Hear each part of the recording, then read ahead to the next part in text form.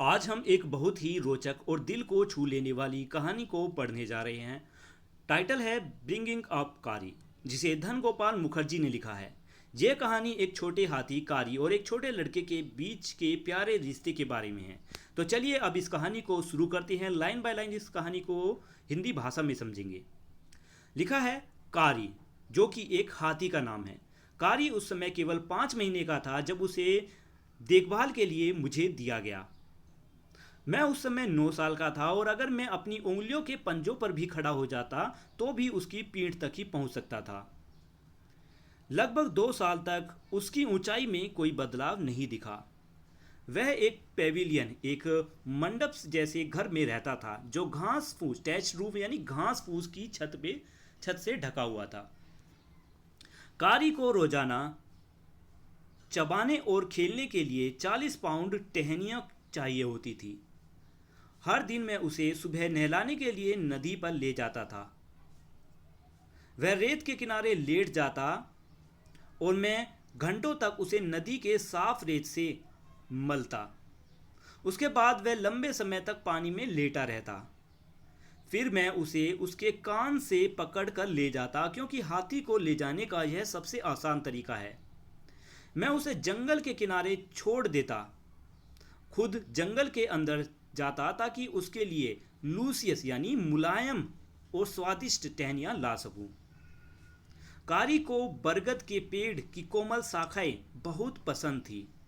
एक दिन जब मैं कुछ टहनियाँ इकट्ठा कर रहा था, तभी अचानक मेरी दूर से कारी की आवाज़ सुनी। चूंकि वह अभी बहुत छोटा हाथी था, उसकी आवाज़ बड़े हाथियों से ज़्यादा किसी बच्चे जैसी लग रही थी। मुझे लगा कोई उसे चोट पहुंचा रहा है, इसलिए मैं पेड़ से नीचे उतरा और बहुत तेजी से दौड़कर जंगल के उस किनारे पहुंचा जहां मैंने उसे छोड़ा था, लेकिन वह वहां नहीं था। मैंने देखा, स्पॉटेड यानी देखा, कि मैंने देखा कि वह नदी के पास खड़ा है जहां एक लड़का डूब रहा था।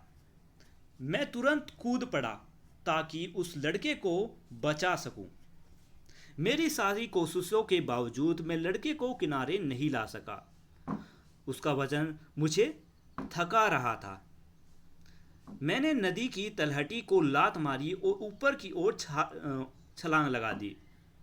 फिर मुझे लगा कि मैं भी डूब रहा हूं। उसी समय मैंने अपनी गर्दन के चारों ओर एक रस्सी जैसी चीज को महसूस किया। यहाँ पे लस्सो का मतलब है एक रस्सी या एक फंदा। तो लड़का कह रहा है कि उसी समय मैंने अपनी गर्दन के चारों ओर रस्सी या एक फंदा जैसा कुछ महसूस किया। मैं घबरा गया, पैनिक मतलब घबरा गया, और लेकिन जल्दी ही समझ गया कि यह कारी की सूंड है जो हमें खींचने की कोशिश कर रही है। जब जो लड़का लगभग डूब गया था, वह कारी की मदद से अब होश में आ गया। मैंने उस ग्वाले को यानी गाय चराने वाले उस लड़के को पहचाना, और जब तक वह पूरी तरह होश में नहीं आया, मैंने उसकी मदद की और उसके कारी की टांग के सहारे टिका कर बैठा दिया। उधर उसकी सारी गायें जंगल में भटक रही थी।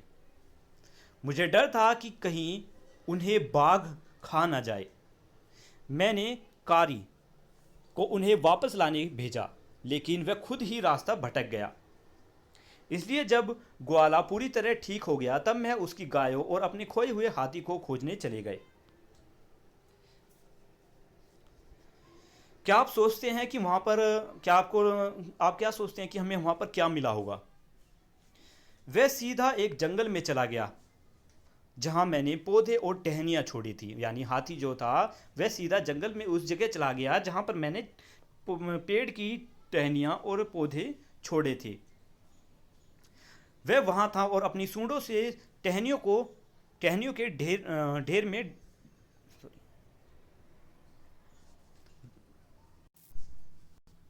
वह वहां था और अपनी सूंड को टहनियों के ढेर में डाले हुए था। मतलब वो टहनियों के ढेर में कुछ कर रहा था। वह उनमें सबसे अच्छी टहनियाँ खा रहा था, बिना गायों ग्वालों या मेरी कोई चिंता किए बिना।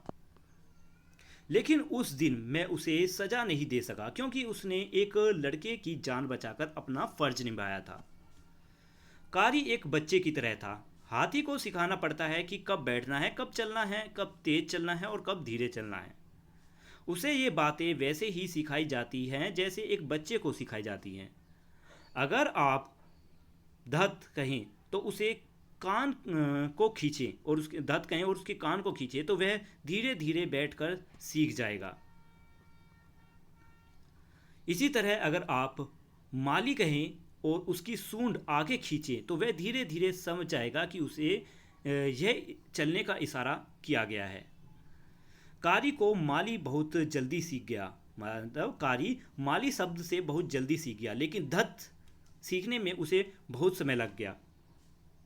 उसे उसे अच्छा बनाने के लिए सिखाना पड़ता था और अगर उसे उसकी शरारतों पर नहीं टोका जाता तो वह और भी ज़्यादा शरारती बन जाता। उदाहरण के लिए एक दिन किसी ने उसे कुछ केले खाने को दे दिए। बहुत जल्दी ही उसे राइप यानी पके हुए केलों से बहुत प्यार हो गया। हम खाने के कमरे में खिड़की के पास के मेज पर फलों की बड़ी थालियां रखते थे। हमें पता चला कि फल मेज से गायब हो रहे हैं। शुरू में हम एक दूसरे को दोष देते रहे, लेकिन एक दिन मैंने कारी को पेविलियन में एक कुचला हुआ केला पाया। मतलब शुरुआत में तो हम एक दूसरे को दोष देते थे, लेकिन एक दिन मुझे पता चला जब मैंने कारी के उस रहने वाली जगह पर एक केला कुचला हुआ पाया।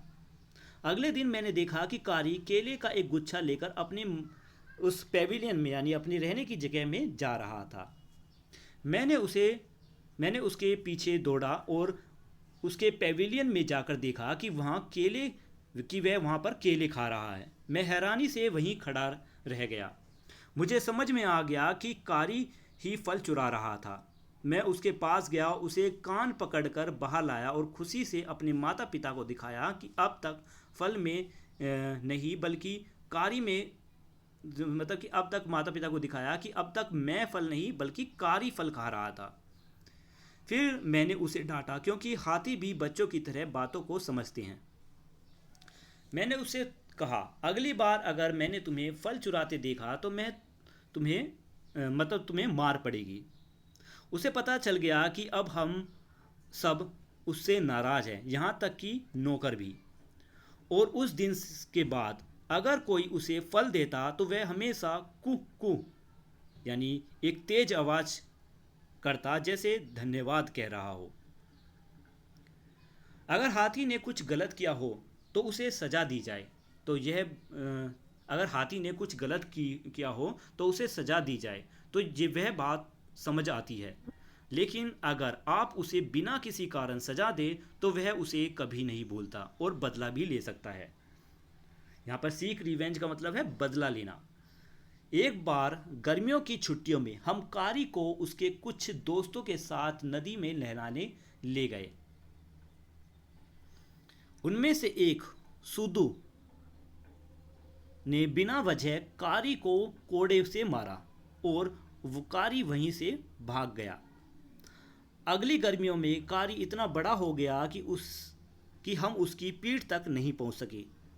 एक गर्मी के दिन हमने तैरने जाने का फैसला किया। हम कारी को भी साथ ले गए। जब कारी ने सुदू को देखा तो उसने अचानक उसे पकड़ लिया और थोड़ी देर तक पानी के नीचे दबा कर रखा, जिससे सुद्दू बेहोश की हालत में आ गया। जब सुद्दू को होश आया तो उसने मुझसे पूछा, क्या तुम कारी को मुझे सबके सामने अपमानित करने के लिए सजा दोगे? मैंने जवाब दिया कि कारी बदतमीज नहीं है। उसने फिर पूछा मुझसे, मतलब उस लड़के ने फिर मुझसे पूछा, किसने? सुद्दू ने फिर मुझसे पूछा कि तुम ऐसा क्यों कर रहे हो? मैंने उससे कहा, क्या तुम्हें याद नहीं, लगभग 1 साल पहले तुमने उसे बिना वजह कोड़े से मारा था, लगभग इसी जगह पर जहां अभी तुम्हें सजा दी गई है। सुद्दू को शर्म आई, लेकिन अगले दिन तक हाथी ने उसे माफ कर दिया। कारी ने सुद्दू को अपनी पीठ पर बैठाया। उस दिन के बाद सुद्दू ने किसी भी जीव को नुकसान नहीं पहुंचाया।